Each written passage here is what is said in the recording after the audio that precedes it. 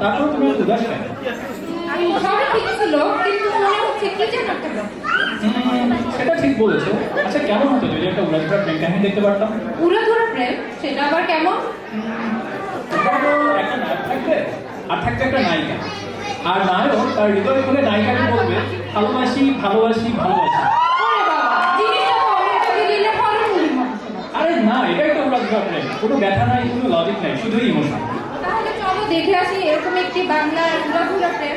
Please welcome Debjani, Ismat, Kaynat, Maria, Toma, Mahima, Priya, Saif, Sajib and Sakib, এবং এই পারফরমেন্সটি coordinate করেছে তমা।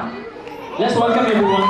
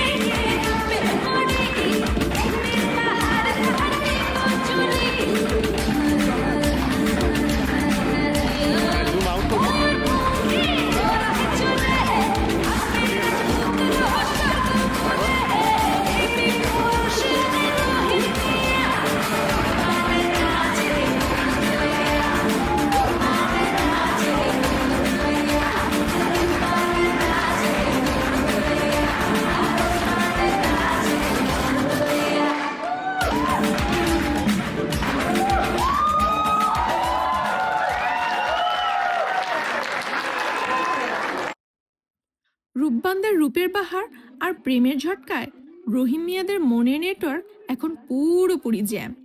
শুধু রূপের ডালা সাজিয়ে বসে থাকলে তো আর প্রেম হয় না, প্রেম হতে হবে একটু স্পাইসি। তাই সাথে দরকার মশলাদার অনুভূতি আর হার্ট টাচ কানেকশন। সরাসরি এবার মন ছুঁতে তারা মঞ্চে আসছে। রূপবানরা তো রেডি, কিন্তু আমাদের প্রেমিক পুরুষ রহিম মিয়ারা কি পারবে তাদের এই হাই স্পিড প্রেমের সাথে তাল মেলাতে, নাকি প্রেমের বাফারিংয়ে পড়ে মঞ্চে স্টাক হয়ে যাবে?